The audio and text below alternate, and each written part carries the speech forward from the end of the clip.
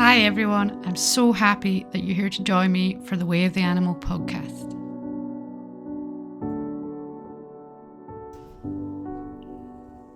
Okay, so we come up with a random topic. Any Alastair? It's a topic that I don't really understand fully what I mean by it. So it should be interesting. Mind over matter or matter over mind. And by matter, it's like the physical energetic. So for me that's the thing. I think for you it'll be more energetic. For me it's more physical. But the thing is, physical is energy. Yeah. You know, matter is vibrating energy.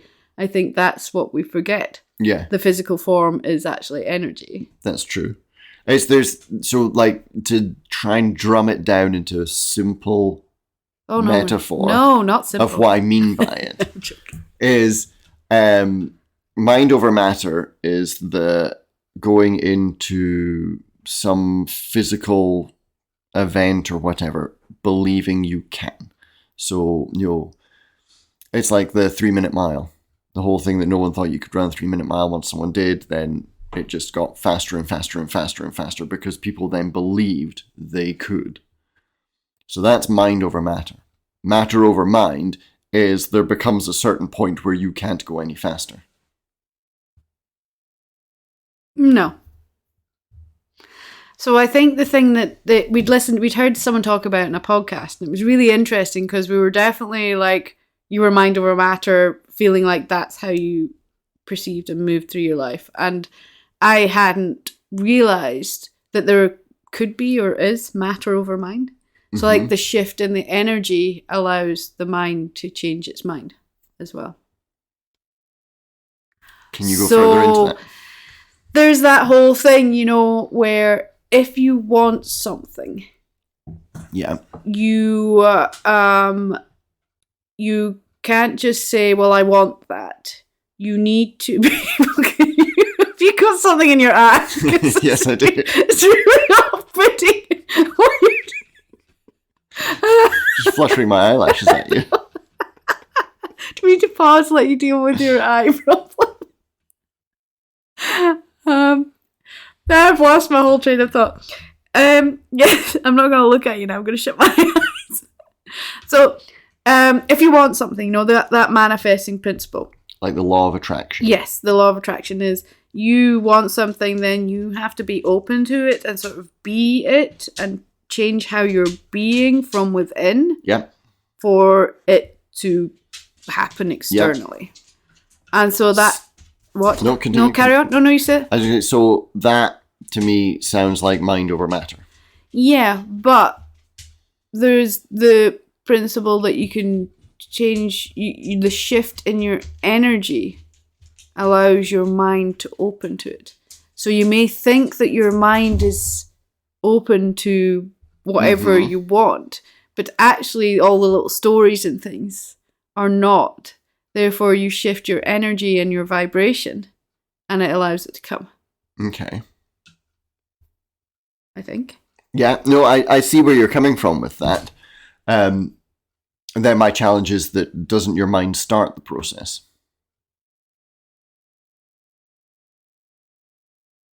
It's interesting. So when I get waves of anxiety, is my mind starting the waves of anxiety, or does the waves of anxiety come first? Therefore, the energy is moving, changing, shifting, and then I label it anxiety. My mind kicks in. So, from my belief system, I think that probably your subconscious creates it. So your mind creates it. Creates anxiety. Creates the feelings of anxiety. And then, so that's like the mind starts it, creates a physical reaction, which then your conscious mind picks up on. No, because the way I live my life is I pick up other energies too. So I can feel other people's anxiety. True, yeah, so that's a fair one. So I'll feel the energy, and then my mind will be like, oh. Yeah, that's an interesting one, because, if you go into a room where it's really tense, and it's just being an argument or whatever, and everyone can feel that. You go in and you feel that, and it changes your Mind. Or your mind notices it. Your mind and tells you, well, oh, hey, something's happening. So you sense it so first. that definitely is matter over mind in that part. Yeah. So that's open to you to the idea that actually your matter can tell your mind something. Yes. So then you realise that not always your mind is the one there first. I suppose that's true. And if you boil it down, then you could do like temperature. Matter tells you temperature. Yeah. It's like your senses, like you sense feeling, you feel the feeling, put things into your mind. Vibration changes, the energy shifts, then your mind goes, oh, something's changed. Oh, what is it? It's this. Yeah, okay. So it seems that some things are one way and some things are the other way? Well, I think it, like I already said it, the way I live my life is through feeling and sensing, and in the mind noticing it. Yeah.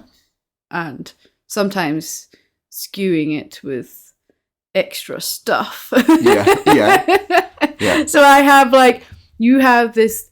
It's a really interesting conversation to have with you because I feel like you have this thing where your mind is everything, and it is everything to you and does everything for you and with you. My mind and I have a completely different relationship. You guys disagree a bit? Well, my mind is great. It allows me to interpret.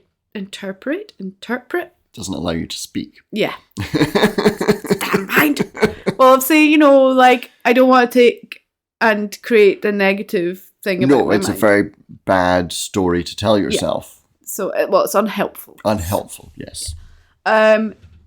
Using the words that are important.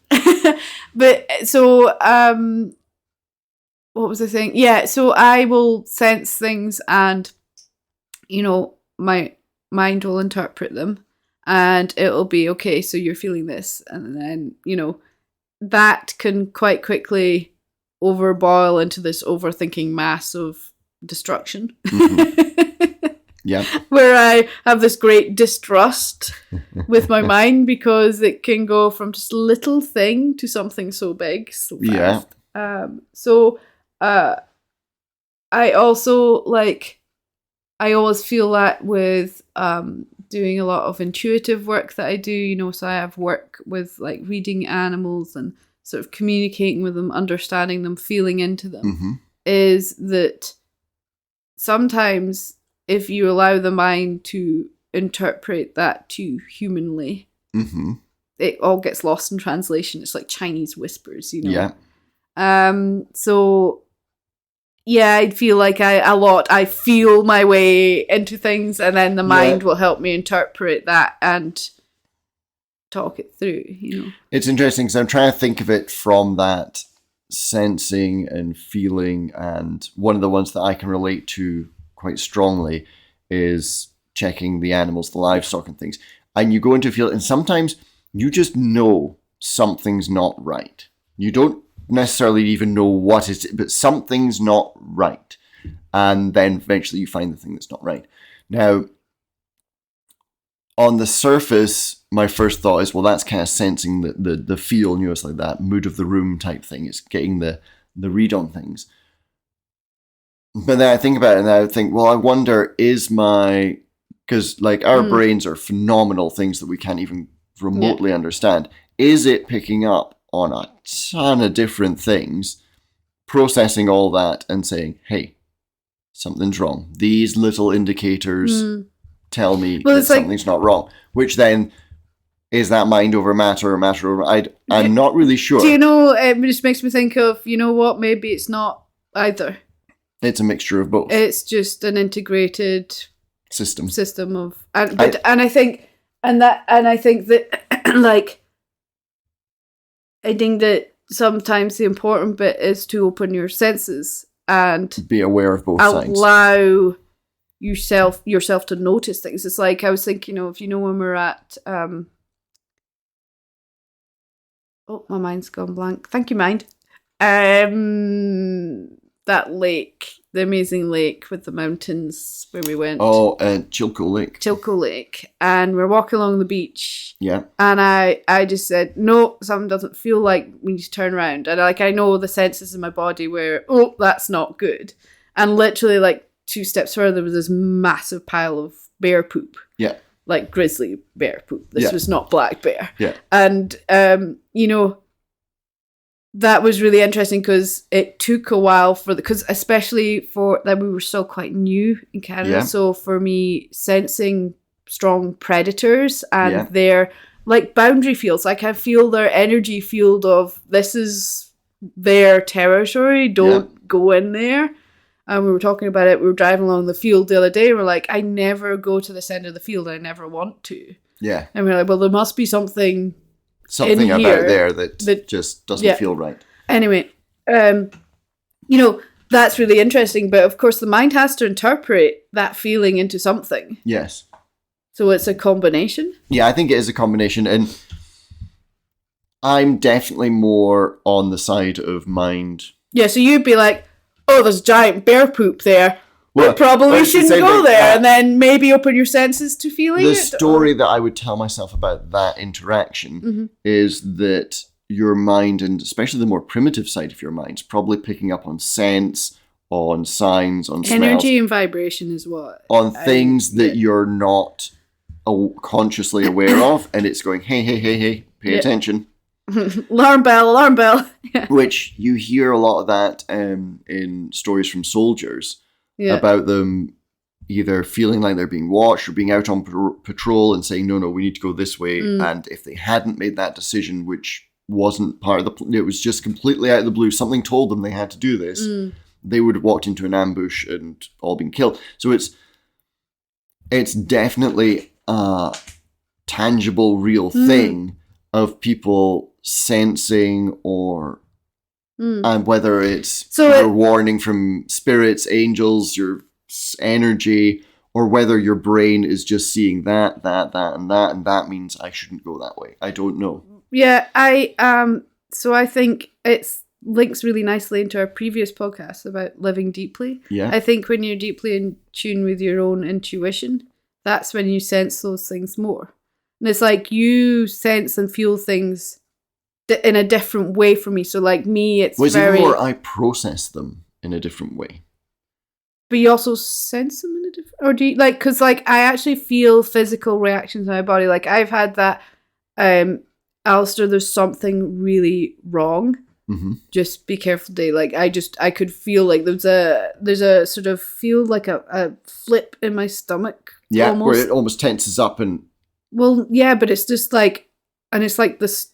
world falls out of my stomach. It's the it's the weirdest feeling. No, I've definitely had that sort of feeling in the pit of my stomach of the something big has shifted or changed or something is not right. Yes.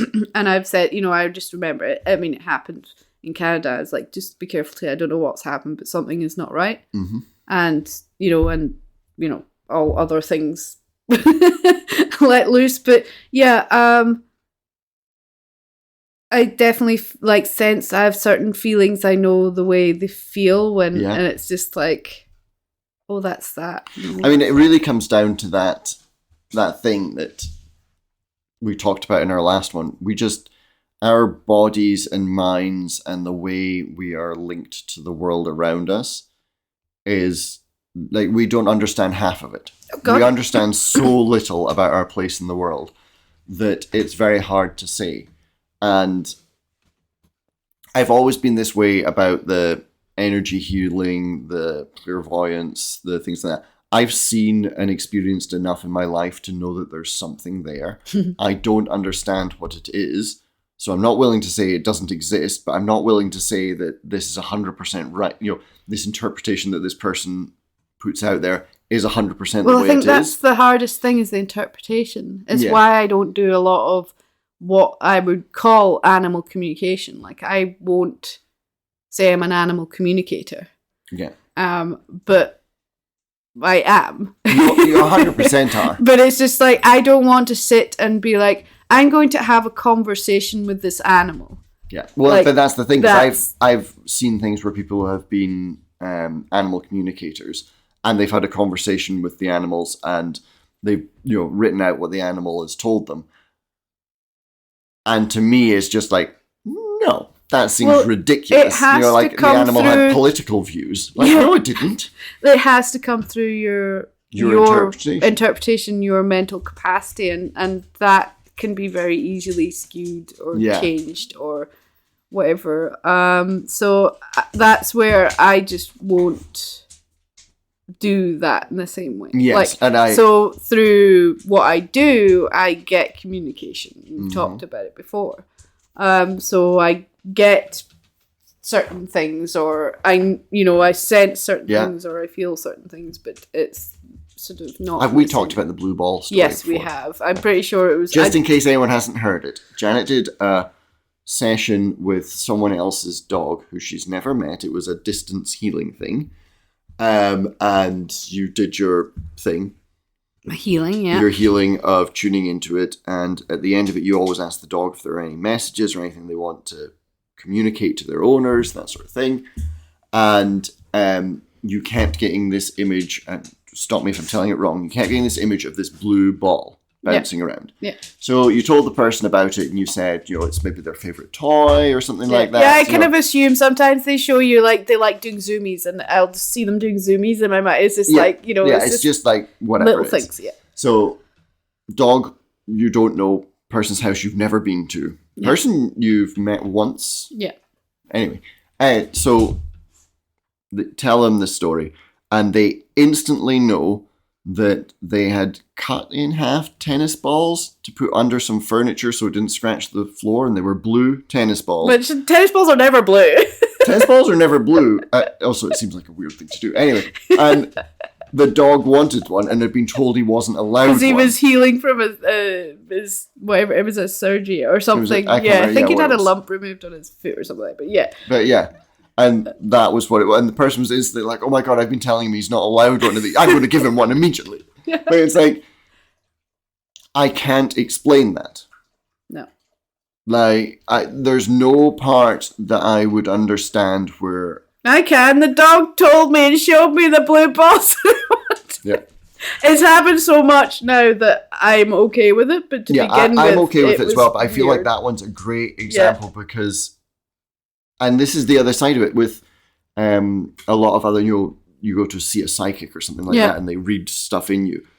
Well, I've seen Darren Brown do enough things to understand that people can read people and use language in the correct way to get the information out of the person and everything like that. But animals are different, huh? Well, it's not even that. It's so that it makes me instantly skeptical of how, and it's still amazing what they can do, but how they get to that point. But I can't work out any way other than the fact that the dog told you that it wants one of these blue balls. Yeah. And so that's the part where the mind over matter and the matter over mind skews for me because it doesn't make sense. Makes sense to me because everything and everyone are all connected by energy. And therefore, why can't communication travel through energy? I'm not saying it can't. Images, thoughts, words. I'm not saying it can't at all, but it's just one of those things. It's like I say, it's the thing for me that I've seen enough to know that there's something that I don't understand, and I'm willing to accept that there's stuff that I don't understand. What about the ginger?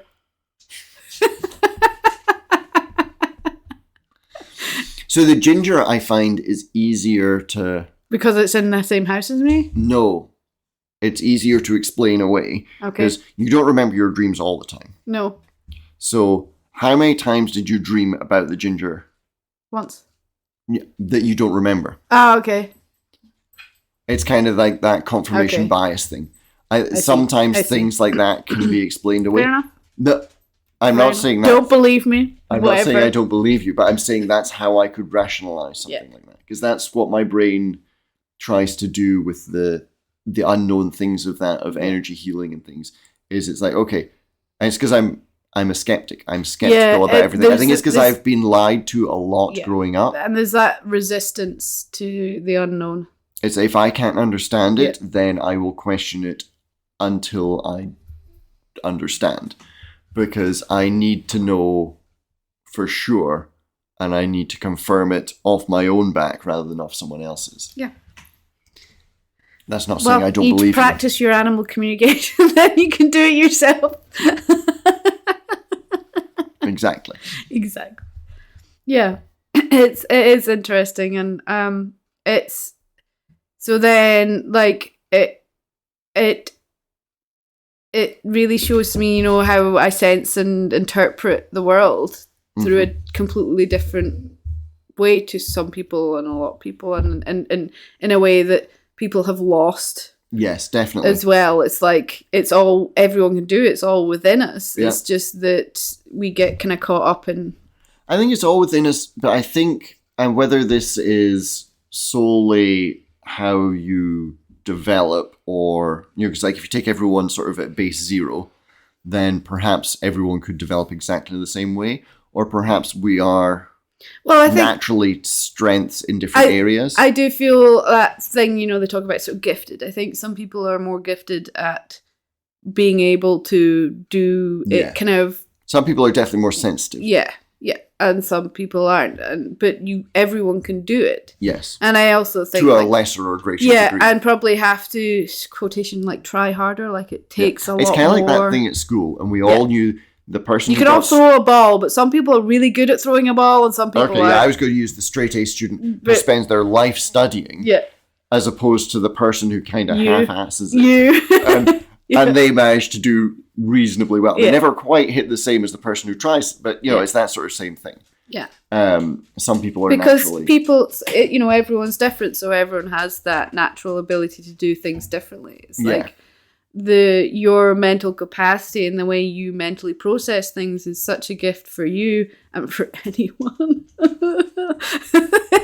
And that it allows you to live your life in more peace. Yes. Whereas, for me, like that high sensing feeling way of being is makes a lot of external world extremely oversensory. Unless I work with my own boundaries and sort of creating my own energy field that allows a filter to come through. And sometimes in all that sensory, the mind can then like take over and be completely unhelpful. That's it. This makes me think that's probably how autism slightly is. But that's why you're matter over mind and I'm mind over matter. Yeah. Because my mind is your savior. Is nice and easy I'm sure it has plenty of drawbacks, but it allows me to say nope and just shut whatever it is out, pain, sensation. Like I can just. But I do. I mean, I do that too. Yeah, but just not to the degree. No, because I still want to feel. Like when I don't feel well, it's ironic. When I don't feel well, quite often it's the lack of being able to feel that really throws me. Yeah. Like the numbness is like if your nervous system's triggered and you go into that sort of fight flight where you create that numbness to everything that's around you just to survive. Yes. That's when I can feel my worst. Yeah. Because I can't feel anything. I don't understand. Like how do I survive when I can't feel anything? That's it. Because I never feel on the level that you do. That sort of everything blocked out doesn't have the same and I suppose that feeling for me. That fear of not feeling is the fear of then it's linked to that safety thing. So I don't feel safe because I can't sense what's coming or the danger. Interesting, yeah.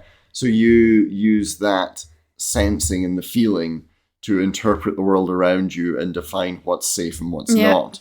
Whereas I use my head to do it. Yeah. Or at least my head to process it. You use your head to almost initiate process, whereas like my head it feels like my head comes after. My head probably comes in the same time. It's just, there's probably, for me, there's that slight mistrust in my own head and mind that means when I process or like take on feelings that can sometimes be challenging. So yeah. It's interesting. And I think that is the answer, is that it isn't mind over matter or matter over mind. It's a combination. Integrated connection. And it's just that everyone's different, so the way we process and move through things and feel things are different. That's it. And it's almost like I could work better with my mind, and you could work better with your sensing. That's and it. feeling. With the two sides of the scale, everyone has a little bit of both. And we could create a better balance within ourselves. And maybe more like 70-30 for mind over matter, and you're more like 70-30 for matter over mind. Yeah. You know, it's sort of that. But it's actually, we could bring them into a better alignment. Like, it's that, you know, that continuing to grow and wanting to improve yourself and feel more confident, happy in your life. It's like bringing that balance in even more to allow it to be. It's interesting because, though, the thing that you naturally want to do is you want to develop the thing that you're slightly better and slightly further into. So, you know, for me, developing my mind over matter is quite interesting to me and something that I've spent time with. But I think that's where, if you're not careful, you lose that connection to the other side. Yeah, you get too skewed to one side. Which is so, I think it's so important. I think, like, as well with all this technology, is I think that's sometimes the detrimental to our living deeply and having 100%. A sense of the world, is we become very mental beings. Well, honestly, I think technology doesn't even make us mental beings. It makes you external from yourself. Yes, yeah. You are living removed from your life, body, and just soul. And it's like you're just getting that. It's just like hitting all sort of, I want to say, the wrong things in your body and your mind through just constant that connection with the technical, with and not everyone thinks about it, but every part of that is designed to draw you in, to pull you away from your life, to keep you coming back. It's all designed to manipulate, to create an addiction, create an addiction, because that's what it is. And it's like, even, you know, you see it, like, they change what is important in the YouTube algorithms in a way of everyone wants short videos like this with a thumbnail like this that grabs your attention. It's like, okay, so we're just now getting all the people who are just doing their own thing on YouTube to try and meet this algorithm, which then changes everything. There's like a massive thing. Because if you do it like that, then you get more clicks, more than that's it, and then YouTube makes more money and blah blah blah. It's back to the previous podcast we did on like your physical appearance and things like that. It's just that creep ever to the more. Well, it's like Instagram. I don't really use social media a lot these days anyway, but Instagram was very much about the square pictures and just a small amount of words, and then suddenly they changed it to it's videos. It's like, that wasn't what that, and that was because TikTok came in and they wanted to compete against TikTok. Well, why can't they compete against TikTok being their own entity? But anyway, it was just like, and so if you were using pictures, now everyone's having to do videos, and I hate videos. Like, I literally, I realised the other day, well, it was a few weeks ago with YouTube, you know, it's the autoplay. Yeah. Actually, all social media, it's the autoplay. Yeah. I've turned them all off because it was too stimulating. Yeah. So I've turned off all autoplay, do it. Oh my God, so much easier, because you're just able to just find, and you don't just watch nothing. Yeah. You find anything you want to watch. I mean, that's the same thing it used to be with TV. Yeah. And I always used to see it with my parents growing up, is that they would put the TV on and there was nothing on. But it's noise. But you just put the TV and you'd watch rubbish, absolute rubbish, just to watch something. Yeah. And I think we get into that habit, then we're like, no, we need to stop. Read our books, or we play a game of Magic, you know, whatever, just something. Do something else. Yeah.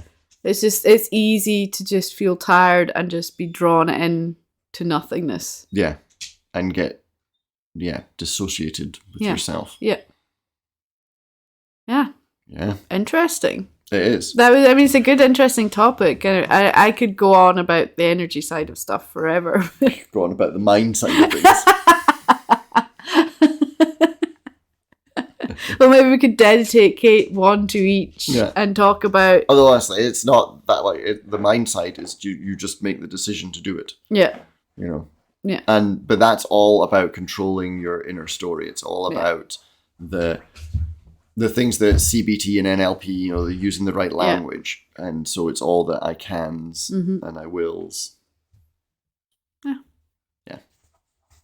And energy is just actually sensing the world around you instead of being disconnected from it. Well, you are connected from it, but you're disconnected from the feeling of it. I'm probably more inclined to try and shape it rather than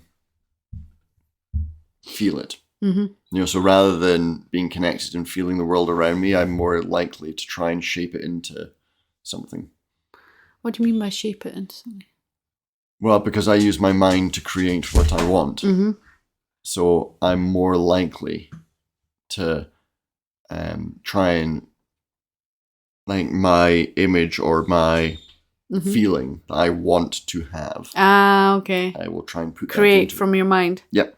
Instead of allowing what feeling comes Yeah, it's through. like I know I can dictate, and everyone can, their type of day they have by their mindset on how they go into it. Mm-hmm. So all I have to do is set my mindset the right way, and that day is that way. Mm-hmm.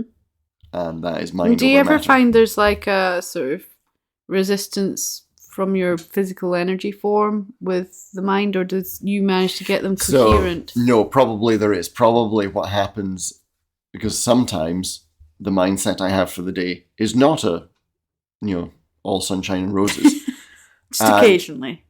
I just, rarely. honestly, when that does happen, it's like, I don't worry about it. That's the way it is today. Some days are like that. Some days are like that. You can kind of turn it around, but... Some days, either I can't be bothered, or I'm just like, you know what? I need to be grouchy today. But you don't always need... Like, that's the hardest thing is, it's good to allow it, but you can end up like getting caught up in it in this completely. Woe is me victimhood. I get into that, and then I have to knock myself out of it mentally, use my mind over matter to turn it back to the sunshine and roses. And that's interesting because your mentally will be affecting your physical energy. So it's like they talk about finding things you're grateful for and allowing that energy to form within you. It's like not just being like, well, I'm grateful for Alastair. Yeah. And that's it. Like, it's like, I'm grateful for Alastair and how he makes me feel, and, allowing that feeling to be, and that changes everything from how you were. I mean, the flip side with mine, so I got into a bit of a funk about our immigration troubles we've had, and I was very, very frustrated by it, which was making me grouchy. And what I found was a great solution to it was at kickboxing. And I found this solution to it a lot as something very physical and almost painful physical. Kicking the heavy bag, which is quite sore on your shins when they're not conditioned fully to it. That mind over matter helped the matter reshape my mind. So like it worked together. I had to use mind over matter to keep kicking the heavy bag even though it was painful. And that allowed me to then shift back into a better frame of mind. Yeah. So it's almost like, I guess with that, I'm using mind over matter to work hard at the heavy bag. And then just flexing that muscle allowed it then to shift. Yeah. It's interesting, isn't it? It is. It's like, I feel like within that is so much more depth than I go into. Than you go into, and then we know sometimes as well. There's a lot. We talk about that nervous system regulation, and especially things like doing a physical sport and things like kickboxing, we're using left and right sides of your brain and your side of your body. There's a whole... And that's matter over mind.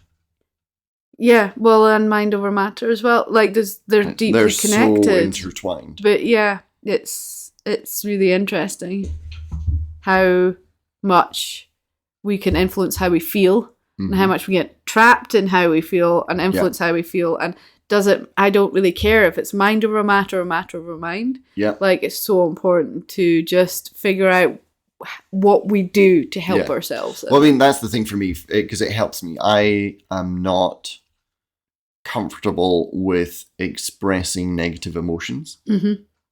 emotions in general, but negative ones particularly. But I'm able to release them through physical activity, which then once, like, it doesn't even matter whatever it is, once I release it through that, then it's gone. So doing something very hard and very physical helps regulate that. Mm-hmm. But that's a different topic. Yeah, well, it's like I'm thinking, how do I release them? You release them more freely than I do. More intentionally, freely, do you think? Or Well, just... not even more intentionally freely, but you will have that sort of angry explosion, and release it, and then you're kind of fine afterwards.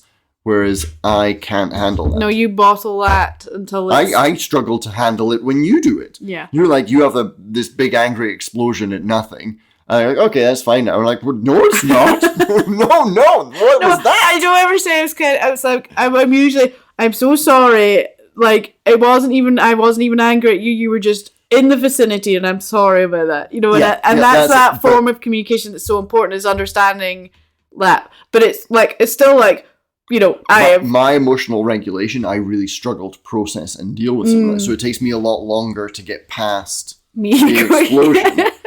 Obviously, but I'm the same when you have an explosion, which isn't that often, but when you do, like, it's usually my Vesuvius explosion because you've not dealt with the... Well, that's where the physical activity allows me to release it in a way that I'm able to deal with. Yeah. Even if it requires a few bruises.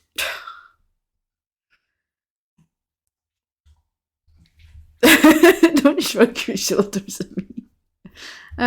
Yeah. I don't know what else to say. Like I say, that's a whole different topic, and well, it's like I don't even know a lot about that, really. I know a lot about myself about that. Yeah, well, I know how I deal with things. But I deal with them totally differently. Dealing with emotions is still something that I'm learning to do better. But also, like, since being with you, I'm learning to try and acknowledge / accept emotions. I accept you have emotions. No, not you. Like, in myself. Okay. Because before, my coping mechanism was just to don't feel anything. Nothing. Yeah. No emotion. And you ended up with someone who feels everything. Yeah, it's almost like that was kind of worked out. But they say, like, things and people will come into your life that help you, you know, even if it seems hard. Sometimes. But yeah, so, yeah, my method has always been different. Mm-hmm. And my method's very internal. Mm-hmm. What do you think, Pip? Yeah?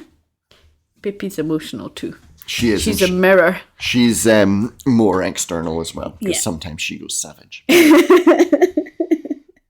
Oh. Anyway, yeah, it's interesting. Like, it's really interesting. Emotions are something that, it's something that I'm relearning, because now I'm shifting hormonally into the later stages of life, so perimenopause and stuff. And that's fun. Yep, my emotions are different because the hormones are driving different things, and it's I feel like a teenager again, because sometimes it's just like, whoa, where did that come from? Like, I feel like I don't even know how to control or deal with my emotions. Like? We should do a whole podcast on this, but is that what it was like being a teenager? Well, emotions would come and I wouldn't even know where they've come from, because I didn't know myself very well then. But I feel like I'm having to relearn myself because the hormones are just throwing them out at me again, you know? Because when you're a teenager, it's the same thing. We're going through a hormonal shift when we're teenagers. Everyone is.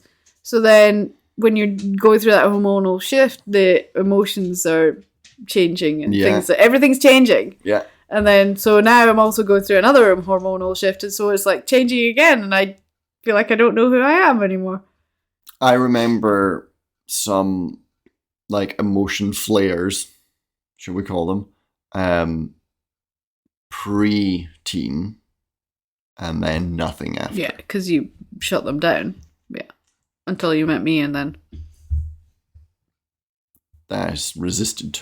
It doesn't sound like you. You don't resist nothing. Don't know what you're talking about. It's got me this far. Yeah. Sure has. You're still here. Well, that was another interesting topic. It was. Thank you for joining me. Thank you.